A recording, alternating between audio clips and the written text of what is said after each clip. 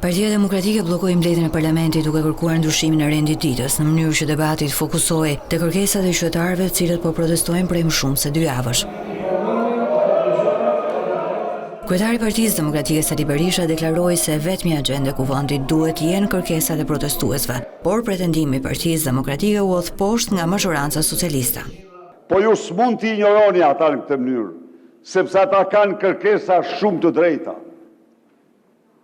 Kanë kërkesa të drejta, kurse ju keni vendosur t'i zgjidhni me kërcënime mafioze, duke marrë bandat.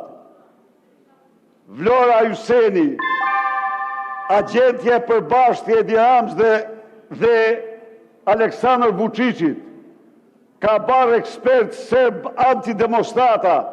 I fundit në këtë sallë që mund flasin në emër protestuesve është ky pelikani këtu.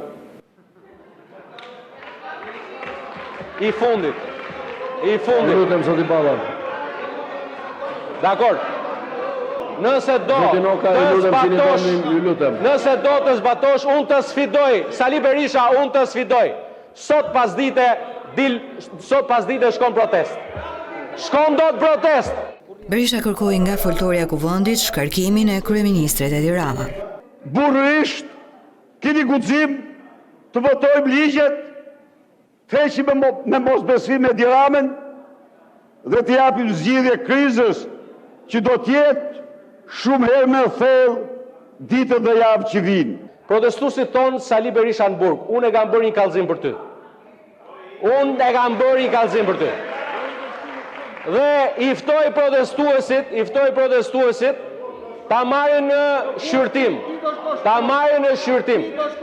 Seanca u shoqërua me tensione, disa herë kryetari i kuvendit vendosi të ndërpres mbledhjen pasi deputetët e opozitës bllokuan foltoren e nuk lejuan diskutimet për çështjet e parashikuara në rendin e ditës.